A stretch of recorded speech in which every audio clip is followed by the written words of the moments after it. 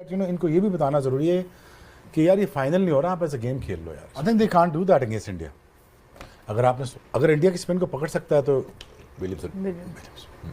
इनका जहाँ पे फाइनल है, ये ऑलरेडी एक मैच वहाँ पे खेल चुके हैं न्यूजीलैंड वाले, जो ये नहीं कर पाए थे पिछले राउंड में। लेकिन आज लास्ट उन्होंने इंडिया के खिलाफ खेला मैच, न्यूजीलैंड ने 249 का टारगेट चेस करे थे, 205 ही कर पाए, 9 विकेट्स इन्होंने। अब इनको जो है उसका तोड़ निकालना पड़ेगा। हाँ पे आपको फर्स्ट पंच मारना है। ऑन कर सकते हैं बिकॉज इंडिया के खिलाफ मैच है और वो दुबई में होगा, वहाँ पे स्पिनर्स का भी होगा, बहुत सी चीज़ें हैं। इट्स आई थिंक ये भूल जाना चाहिए कि इंडिया है सामने, ये भूल जाना चाहिए कि अगर आप अभी पूछते हैं तो 70-30 है। अगर ऑड्स अगर आप देखते हैं, वो कहते हैं ना कि is treated as just another game, but ऐसा होता नहीं है। अदरवाइज होता है कि जो भी टीम जा रही है दुबई, एक चीज़ लेके जा रही है माइंड में कि जी उनके पास एडवांटेज है होम का। अगर इस बेस्ट फील्डिंग साइड्स हैं, दोनों के पास बॉलर और बैटर सब कुछ है, वो चेस करके भी जीत रहे हैं और पहले बैटिंग करके भी जीत रहे हैं, तो इसका मतलब है वो एक कंप्लीट टीम के तौर पर खेल रहे हैं और उनकी जो गेम अवेयरनेस है when it comes to win the game.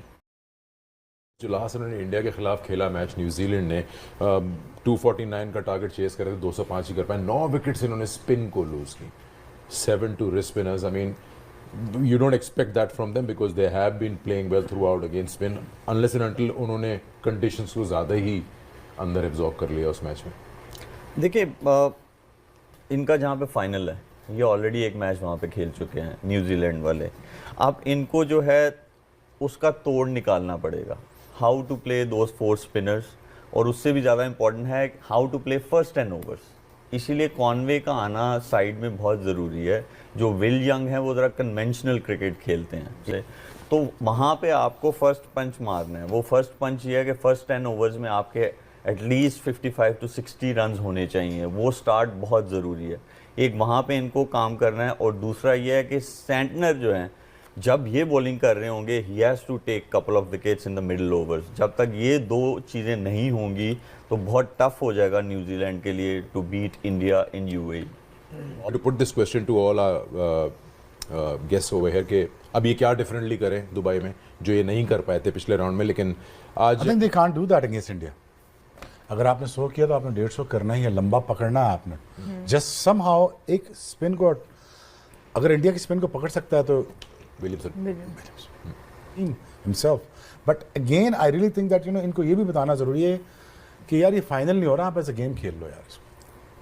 I mean, don't take the pressure. Seriously, I really want you to win out there because यार इनकी क्रिकेट की सबसे बड़ी जो वजह है, जो ऊपर नहीं आते या नॉमिनेट नहीं हो पाते ना, वो 2019 का वर्ल्ड कप है यार। वो बहुत बुरा हार गए, वो जीतना चाहिए था मेरे हिसाब से, बनता था न्यूजीलैंड का, या ये चैंपियंस ट्रॉफी बनती है, या 2026 का T20 का फॉर्मेट इनका बनता है। एक इनको बड़ी आई थिंक सेलिब्रेशन चाहिए है कि आपको कॉनवे को खिलाना पड़ेगा। वो आपको आउट ऑफ द बॉक्स थोड़ा सोचना पड़ेगा।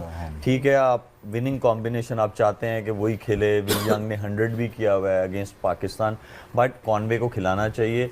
वो एक तो वो आईपीएल में उस टीम से खेले हैं, चेन्नई सुपर किंग से, जहाँ पे बॉल टर्न होता है, उन्होंने अच्छी बारियाँ ली हैं, वो उन स्पिनर्स को काफ़ी उन्होंने खेला हुआ है। विल यंग मेरा नहीं ख्याल आईपीएल खेले हुए हैं, उन्होंने उन स्पिनर्स को नहीं खेला हुआ। So Conway can be a good option if they put him in 11।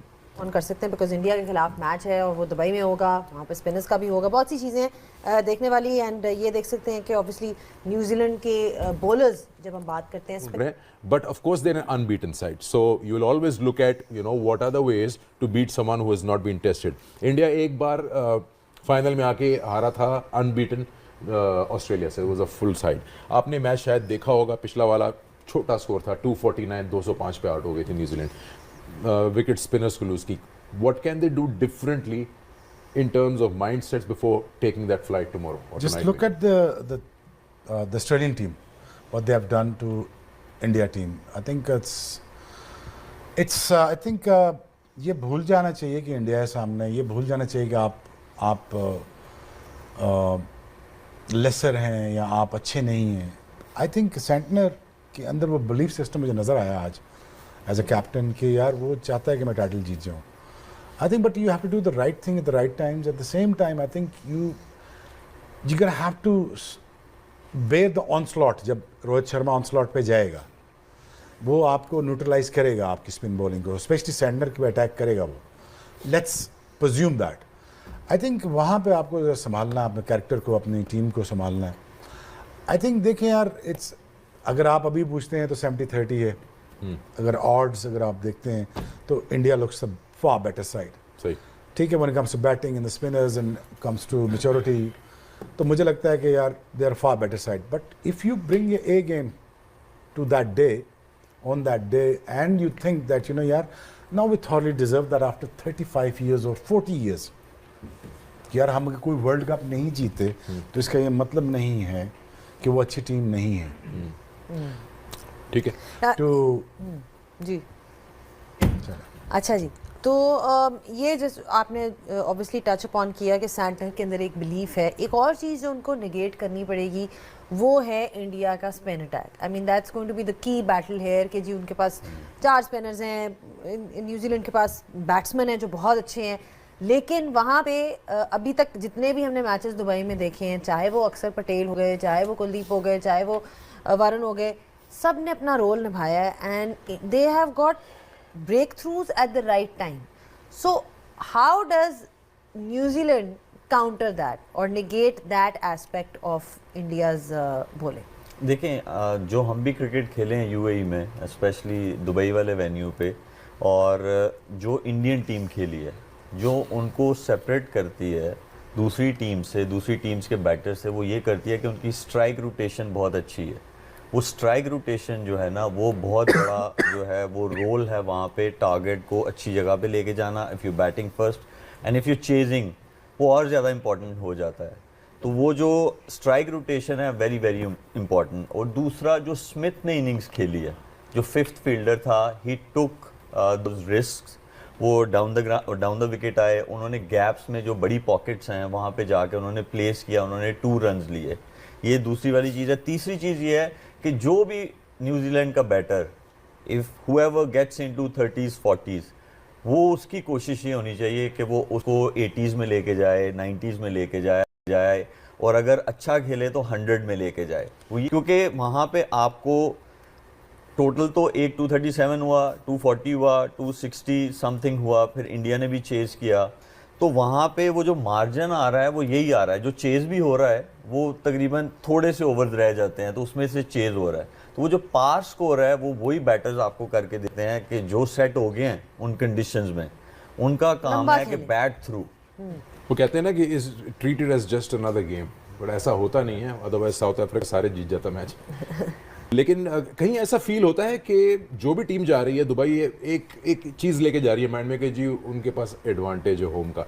अगर इसको एरेज कर दे, स्किल दोनों टीम के पास है, दोनों बेस्ट फील्डिंग साइड्स हैं, दोनों के पास बॉलर बैटर सब कुछ है. I think it's about what you take here on the day. देखें, प्रेशर बड़ी स्टेज पे जब आप फाइनल खेलते हैं तो दोनों टीमें फील करती हैं, क्योंकि वो lot of things on stake है कि आपने ट्रॉफी उठानी है या नहीं उठानी, क्योंकि लोग चैंपियन को याद रखेंगे. मुझे नहीं लगता कि इस वक्त न्यूजीलैंड को ये सोचना चाहिए कि वो फाइनलिस्ट हैं और उनको कंडीशनल कोई डिसएडवांटेज है. वहाँ पे खेल चुके हुए हैं, they been to UAE many times, इन प्लेयरों ने बहुत ज़्यादा क्रिकेट वहाँ पे खेली भी है. मुझे लगता है कि इस वक्त it's all about how they can win against one of the team जो अब वहाँ पे रूल कर रही है. इस वक्त कोई भी टीम कुछ भी कर रही है, वो चेस करके भी जीत रहे हैं और पहले बैटिंग करके भी जीत रहे हैं.